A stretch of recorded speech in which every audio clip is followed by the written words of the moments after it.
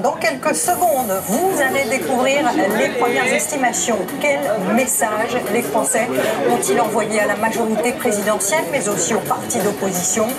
Quelles conséquences ce scrutin va-t-il avoir sur la suite du quinquennat d'Emmanuel Macron? Les partis eurosceptiques vont-ils encore se renforcer au Parlement européen? Réponse dans 5 secondes.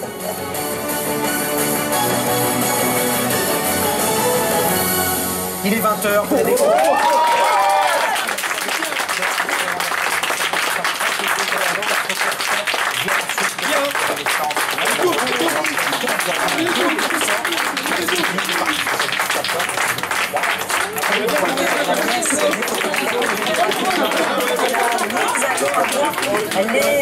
Les estimations des autres partis.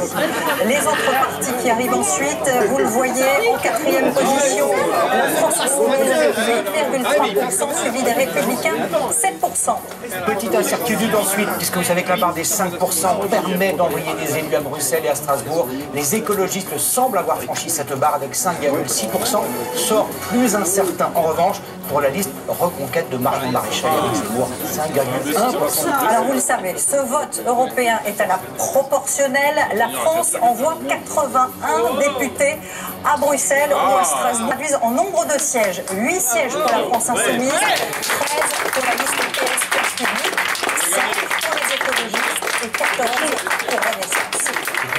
Votre élus, 6 élus pour les Républicains, 31 élus pour le Rassemblement national et peut-être possiblement 4 élus pour Reconquête. Mais cela demande à être confirmé par sans attendre, allez voir Alison Tassin dans ce quartier général du Rassemblement national où on l'imagine, l'ambiance est à la liesse et à une certaine forme de victoire.